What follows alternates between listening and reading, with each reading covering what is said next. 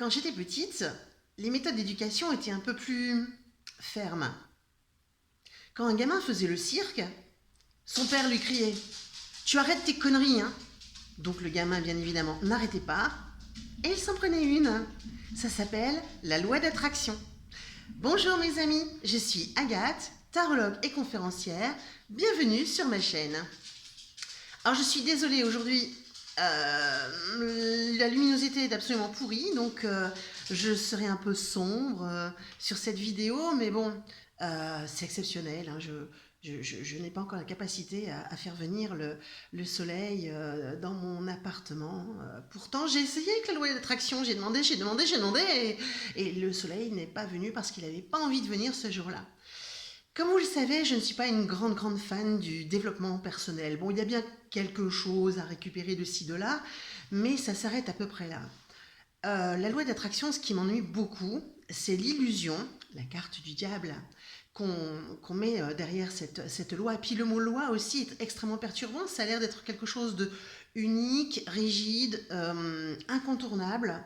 Alors qu'en fait, on n'a pas tous les mêmes besoins, pas tous les mêmes envies, pas tous envie de recevoir la même chose ou de vivre les mêmes choses. Alors, c'est quoi cette loi d'attraction ? Eh bien, il faut savoir qu'en fait, le plus gros de notre caractère se forme, les grandes lignes, se forment entre la naissance et 6 ans.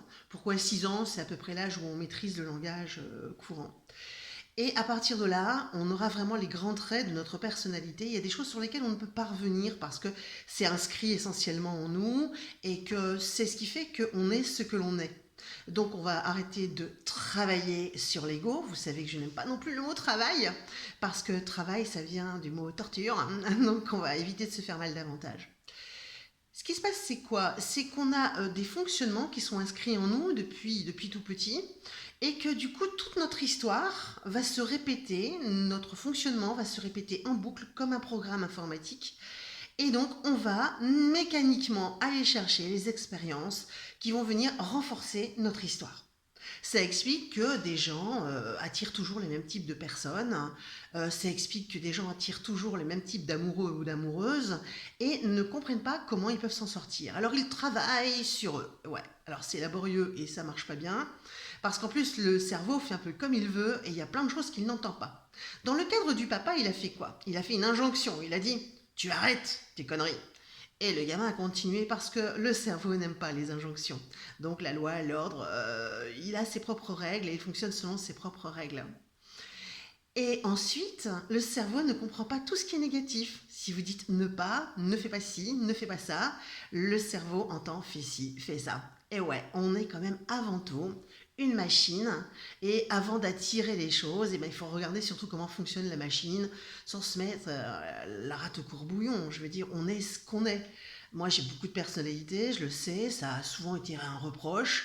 Aujourd'hui, je me dis, mais non, c'est ce qui fait mon essence, ce que je suis, c'est ce qui peut aussi me rendre parfois un peu rentre-dedans quand c'est nécessaire, un peu rigolote quand vraiment c'est tellement énorme qu'il n'y a que le sourire et le rire qui peut permettre de faire face. C'est ce qui fait que je suis une battante aussi. Il y a d'autres gens qui, eux, seront peut-être plus souples et n'ont pas besoin d'être des battants comme moi. Et heureusement, la Terre serait assez insupportable à vivre si tout le monde avait mon caractère. Et on s'en fiche. Surtout moi. La loi d'attraction, c'est peut-être tout simplement aller chercher ce qui vous convient et arrêter d'en douter. Si vous dites « Ah, j'aimerais bien voir Machu Picchu », j'aimerais bien voir Machu Picchu. Ça doit être beau, Machu Picchu. Ben, vous n'irez jamais voir Machu Picchu. Parce qu'à un moment, il faut arrêter de parler, il faut le mettre en œuvre. Ben, vous prenez un billet d'avion, vous faites des économies pour ça.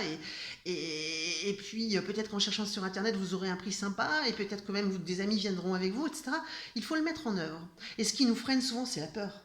La peur, on a peur du changement, on est réticent à tout ce qui sort de notre cadre, et c'est peut-être la phase la plus difficile à dépasser. Alors il y a un monsieur que j'aime bien, qui s'appelle Sylvain Didlot, vous pouvez le retrouver facilement sur YouTube, et il y a une formule que j'aime bien qui dit « tremble mais avance ».